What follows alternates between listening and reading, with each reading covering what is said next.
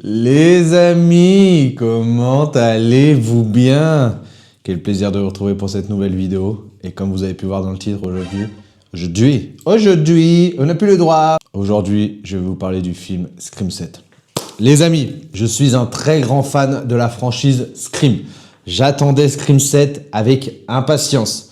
Sachez les amis que dans cette vidéo, va y avoir du spoil. Donc, tous ceux qui ne veulent pas être spoilés, mettez juste un like, abonnez-vous et quittez cette vidéo parce que là, ça va spoiler à mort. Les amis, on parle de la genèse Scream 7. Donc après Scream 6, le film a tellement bien marché. De toute façon, les films Scream sont des gros succès, mis à part le 4. Voilà. Après le Scream 6, ils ont envisagé direct de faire un Scream 7. Tellement la franchise avait été relancée avec Scream 5 et Scream 6.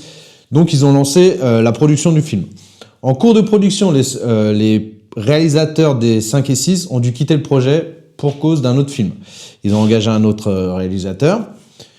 Ils ont écrit un scénario et en cours de production, Melissa Barrera, qui jouait Samantha Carpenter, a été virée parce qu'elle a soutenu la Palestine. Jenna Ortega, qui jouait Tara Carpenter, donc sa sœur, en soutien à Melissa Barrera, a décidé de ne pas être dans le film non plus. Donc, déjà, grosse erreur de la part des studios et des producteurs de virer Melissa Barrera pour une position politique. Ouais, je trouve ça ridicule. Je pense que la franchise Scream méritait qu'elle finisse l'histoire des Carpenters. Voilà, je trouvais que dans le 5 et 6, elles amenaient un nouveau truc. Moi, j'ai beaucoup aimé les 5 et le 6. Beaucoup n'ont pas du tout aimé. Voilà. Le 6, c'était un peu moins bien que le 5, effectivement. Mais les sœurs Carpenter amenaient un nouveau truc. Ils se mélangeaient bien aux anciens persos, etc. Donc, voilà. Pour une prise de position politique, virer une actrice, alors que dans tout Hollywood, il y a des prises de position politique, je trouve ça minable, mais bon. Voilà. Donc, grosse crise, on ne sait pas si le 7 va se faire, etc. Il réengage Kevin Williamson, qui était les scénaristes des 3 premiers et réalisateur du 4. Il réécrit un scénario et on a le retour de Neve Campbell, qui incarne Sidney Prescott, qui n'était pas là dans le 6, voilà, pour cause de... bon, ça regarde entre eux et la production. Donc on a le retour de Sidney Prescott. On nous annonce également le retour de Matthew Lillard, qui incarne Stu Macher, supposé tué dans le 1. Sachant que le retour de Stu Macher, ou du moins, on nous dit depuis le 5 que potentiellement Stu n'est pas mort. Voilà, on nous tease un peu ce truc-là depuis Scream 5, notamment par le personnage de Mindy qui explique les règles dans les films d'horreur aux autres et qui dit à un moment donné, et Stu Macher, enfin, si on croit à sa mort. Et pareil dans le 6, où on arrive dans le showroom des Ghostface, et il y a des pièces à l'effigie de tous les Ghostface, et on y voit un écran de télévision, et pareil, je crois que c'est Kirby qui passe devant, et qui dit est-ce qu'on croit à sa mort, à Stu, etc. Voilà. On utilise un peu son retour depuis l'épisode 5. Et dans l'épisode 7, donc on nous a annoncé l'année dernière que Stu Macher était de retour, etc. Les amis, spoiler alerte. Là, on part dans les spoilers. Stu Macher est mort. Voilà. Dans le film, ce sont les Ghostface qui utilisent une intelligence artificielle, une IA, pour appeler Sidney et mettre en visio Stu, donc pour faire croire à son retour. Donc j'ai été très déçu de ce revirement de situation. Moi je m'attendais vraiment au retour de Stu pour le coup, sachant que c'est teasé depuis l'année dernière que sur les réseaux et tout ça, Matthew Lillard va annoncer son retour en disant ouais, Stu est en vie, point d'interrogation, etc. Donc on avait une attente folle et je trouve que le revirement de situation est un peu facile. Voilà, donc ça m'a déjà, premièrement, très déçu. Très déçu de ça. Ensuite, le film en lui-même. Je suis très content du retour de Neve Campbell, de Sidney Prescott, qui a un rôle beaucoup plus principal comparé au 5. Au 5, elle était plus un soutien pour les nouveaux persos.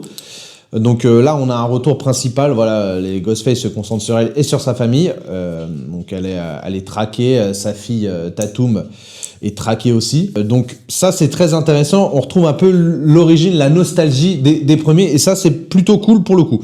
Ensuite, par contre, les nouveaux persos, donc la bande d'amis à Tatum, parce que l'actrice qui joue Tatum, la fille de... Je regarde mon chien, pardon. La fille de Sidney Prescott, donc Sidney Evans, est très bien dans son rôle. Je trouve que justement, elle amène quelque chose, et on a l'impression de revoir Neve Campbell dans le premier Scream. Donc c'est assez intéressant. En revanche, sa bande d'amis n'apporte rien, et je trouve que les nouveaux amènent pas grand-chose comparé aux nouveaux des 5 et 6. Donc je trouve ça un peu dommage. Ensuite, le ton du film est toujours le même. Voilà, le film en lui-même est pas mauvais. Juste quelques points. Franchement, il y a beaucoup de points négatifs, mais le film est pas mauvais en soi. Les retours de Chad et Mindy qu'on a vu dans le 5 et le 6, ils sont de retour dans celui-là, mais leurs personnages, excusez-moi, mais ne servent à rien, quoi. On apprend maintenant qu'ils bossent avec Gail Weathers, incarnée par Courtney Cox, présente elle depuis le premier Scream. Sauf que, en fait, au contraire, dans le 5 et le 6, ils étaient au centre du film. Ils étaient les persos principaux avec les sœurs Carpenter. Et là, on a l'impression que c'est un peu des faire-valoir. Ils apparaissent, je crois, 10 minutes sur tout le film.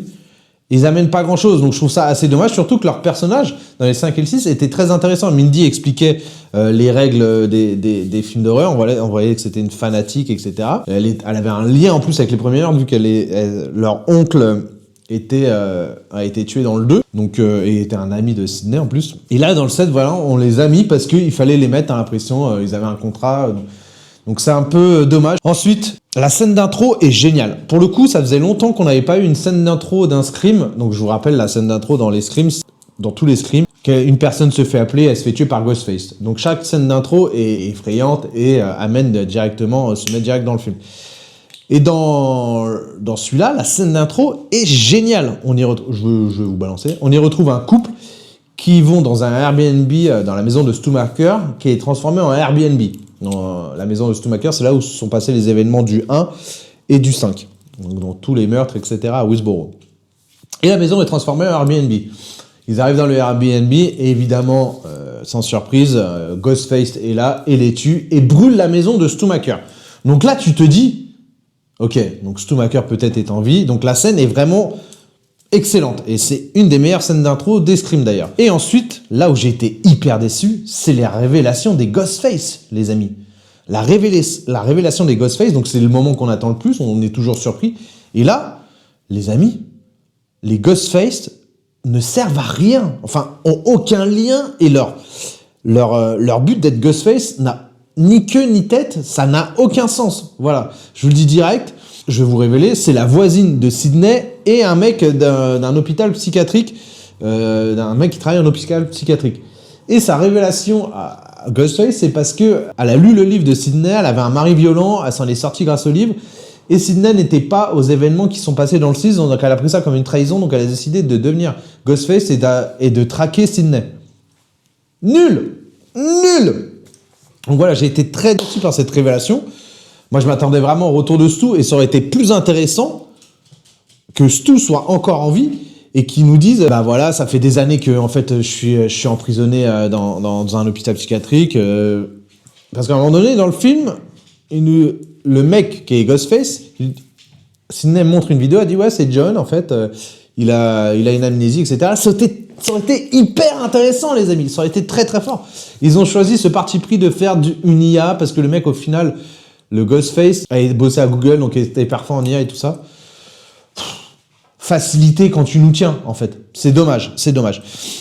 Mais le film, il va y avoir un 8e. Sachez qu'il va y avoir un 8e parce que c'est le plus gros démarrage d'un film Scream aux États-Unis pour son premier week-end d'exploitation. Il va faire plus de 60 millions de dollars en un week-end. Donc, c'est le plus gros démarrage de la franchise. Le précédent record était détenu par le 6 qui avait fait 44 millions de dollars pour son premier week-end. Et là, pour un budget de 45 millions de dollars, premier week-end, tu fais 60 millions, donc ils vont forcément faire les 200 millions de dollars faciles de recettes mondiales à la fin de l'exploitation. Donc, des rumeurs disent qu'un 8e est d'ores et déjà en préparation, et que le tournage se passerait en automne. Donc, on y attend. Maintenant, le film, encore une fois, est pas mauvais. Mais j'espère juste que ils vont entendre les critiques parce que beaucoup sur Internet disent que c'est les pires Ghostface de l'histoire, hein, on va pas se mentir. Et honnêtement, c'est les pires Ghostface de l'histoire. Donc j'espère qu'ils vont prendre ça en compte et que dans le 8e, ils vont nous donner une surprise vraiment où on est choc-barre de la révélation. Voilà. Au-delà de ça, le film, encore une fois, est pas mauvais et puis il joue vachement avec la nostalgie. À un moment donné, dans le film, la fille de Sydney met sa veste qu'elle avait dans le premier Scream, etc. On parle des anciens, donc le film est pas mauvais, voilà. Je l'ai trouvé intéressant. Pour Scream 7, je mettrais un 7 sur 10, voilà. J'en attendais beaucoup plus et j'ai été très déçu au final de la révélation des Ghostface, de Stu Macker au final utilisé en IA, donc c'est même pas son vrai retour. Les nouveaux persos qui amènent pas grand chose, les anciens, donc Chad et Mindy qui sont là mais qui n'ont rien à faire là au final. Il y a beaucoup de choses qui sont mal faites dans le film, malgré le fait qu'il joue avec notre nostalgie et tout ça, et c'est pour ça que je pense que le film va très bien marcher, parce que tout le monde attend de savoir est-ce que Stu Macker est en vie. Donc voilà. Les amis, même si je vous ai donné beaucoup de spoil, allez voir le film, franchement, ça reste un Scream, voilà, ceux qui sont fans de la franchise, vous allez sans doute kiffer, voilà. Et voilà, allez voir Scream. Allez au cinéma, les amis, tout simplement, il faut sauver le monde du cinéma, c'est génial d'aller au cinéma, franchement, allez-y, même seul, j'y étais seul, moi, c'est super, putain, c'est super, c'est génial. Les amis, je suis parti dans une imitation, c'est horrible. Les amis, je vais vous souhaiter une belle matinée, une belle journée, une belle après-midi, une belle soirée, une bonne douche si vous êtes sous la douche. Bisous, bisous.